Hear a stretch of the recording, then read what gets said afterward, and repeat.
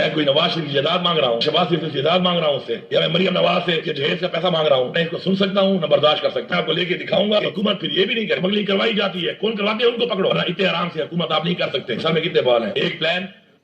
یہ ہے جناب علی امین گنڈا پور، آئیے ان کی بات سنتے ہیں پھر آگے بات کریں۔ میں کوئی نواز شریف کی جائیداد مانگ رہا ہوں، یا میں شہباز شریف کی جائیداد مانگ رہا ہوں اس سے، یا میں مریم نواز سے اس کے جہیز کا پیسہ مانگ رہا ہوں، میرے صوبے کا پیسہ ہے، میں مانگ رہا ہوں اور میں مانگوں گا اور یہ مجھے دیں گے۔ یہ جو بات آپ کر رہے ہیں میری ڈکشنری میں یہ لفظ نہیں ہے، نو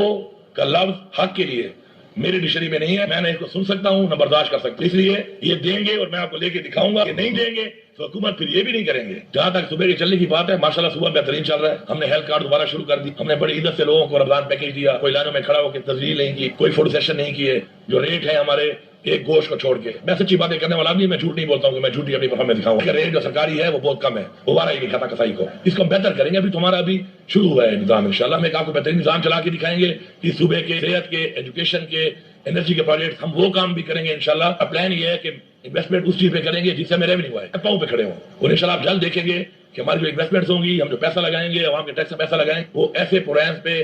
ایسی اسکیمز پہ، ایسے پروجیکٹس پہ لگائیں گے، ہمیں ریٹرن ہوگا، ریونیو آئے گا انشاءاللہ، اس صوبے کو پاؤں پہ ہم کھڑا کریں گے۔ باقی جو آپ بات کر رہے ہیں کہ مجھے ٹکٹ ہی نہیں دیا جا رہا، زیادتی ہے، ان کو دیا جا رہا ہے، بلوچستان کو دیا جا رہا ہے، پنجاب کو دیا جا رہا ہے، مجھے کیوں نہیں دیا جا رہا؟ یہ نہیں دیا جا رہا کیونکہ میں فارم 45 والا، میری اسمبلی، میری مینڈیٹ فارم 45 کی ہے، 13 بندے میرے بھی چوری ہوئے ہیں یہاں پر،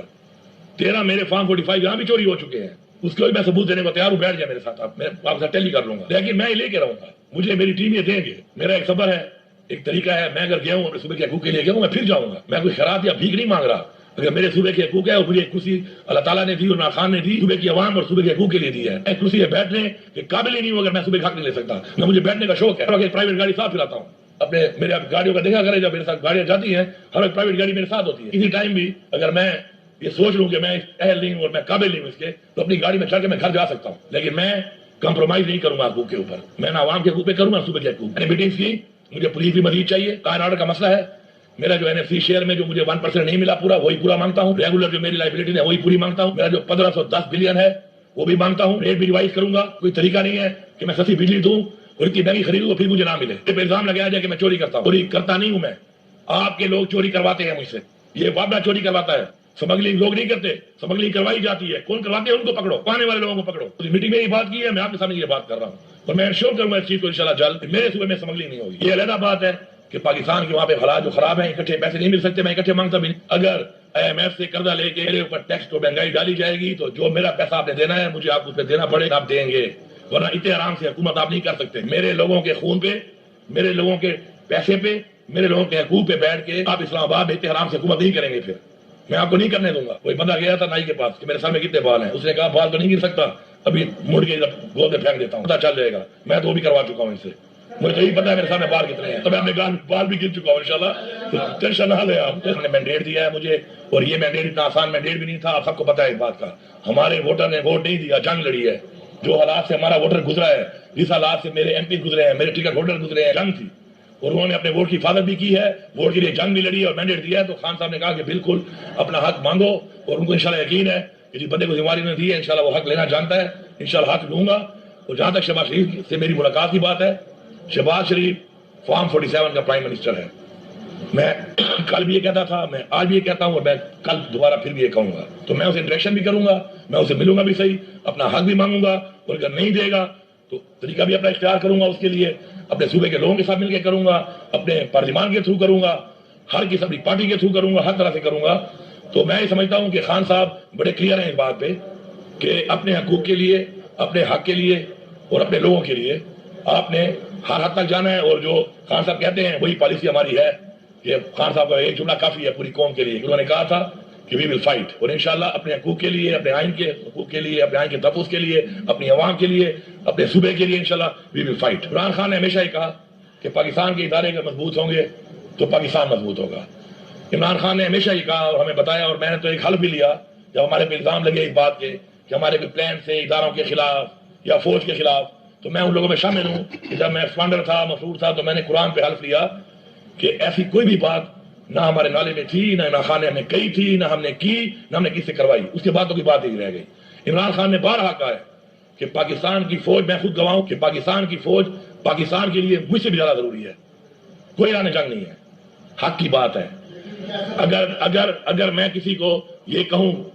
ادارے کو یہ کہوں کہ اصلاح ہونی چاہیے، میرٹ ہونا چاہیے، تو میرے خیال میں یہ اعلان جنگ نہیں ہے۔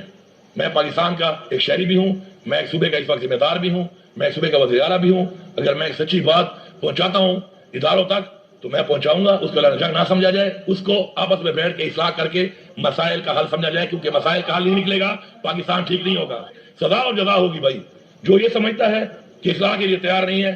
تو وہ بھی سزا کے لیے تیار ہو جائے۔ یہ کلیئر میسج میں نے پہلی اسپیچ میں بھی دیا تھا، میں بار بار دے رہا ہوں، میں ریپیٹ کر رہا ہوں۔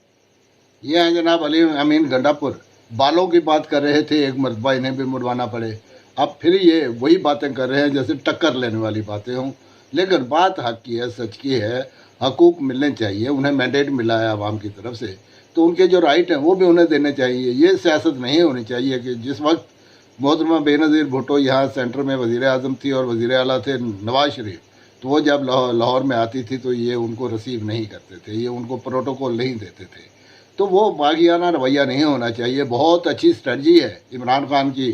جو ڈائریکشن ہے علی امین گنڈا پور کو، کہ وفاق کے ساتھ ملنا جلنا ہے، اٹھنا بیٹھنا ہے، ان سے بات چیت کرنی ہے،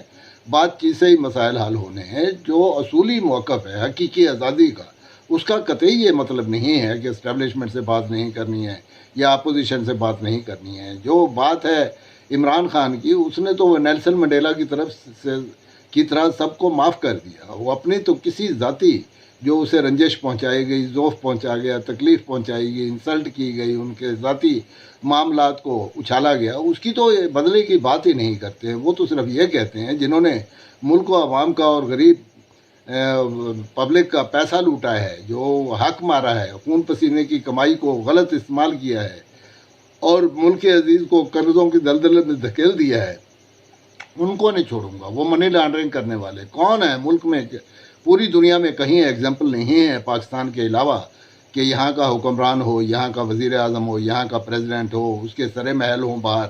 اس کا ایون فیلڈ ہو باہر، دبئی میں ان کے پلازے ہوں، وہ یہاں پہ آئے، وزیر خزانہ بنے، وزیر